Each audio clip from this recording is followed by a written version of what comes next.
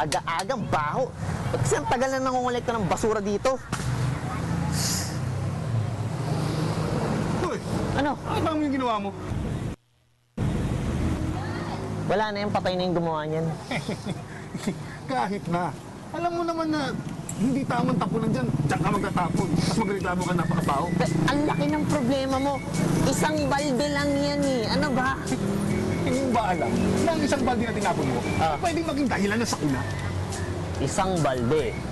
Isang balde tapos sakuna. OA ha? Based on real experience ba yan? Nakikita mo yun. Saan?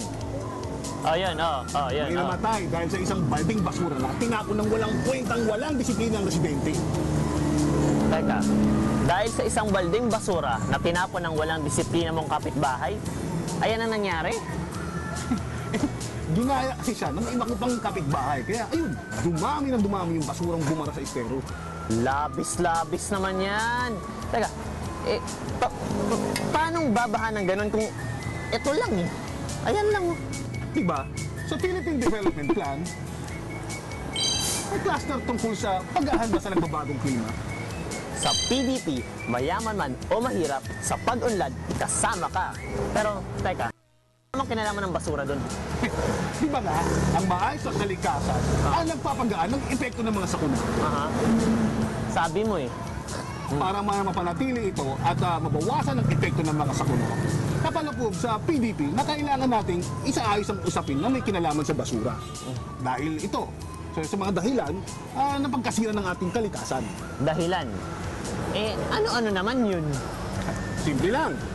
Kung hindi makukontrol ang pagtatapon ng mga basura, ang mangyayari, tapon dito, tapon doon.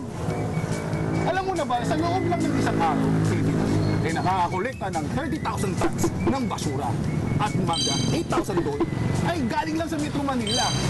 Ganun karami? Ang dami namang basura nun. Take note, yan palang yung nakukolekta.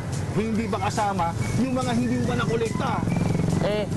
Kung yung palang yung nakokolekta, saan napupunta yung mga hindi nakokolekta? Very good question. Very good ako eh. Okay.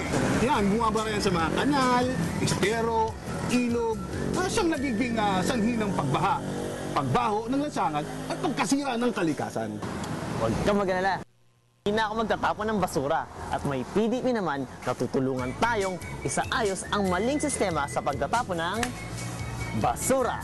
Very good.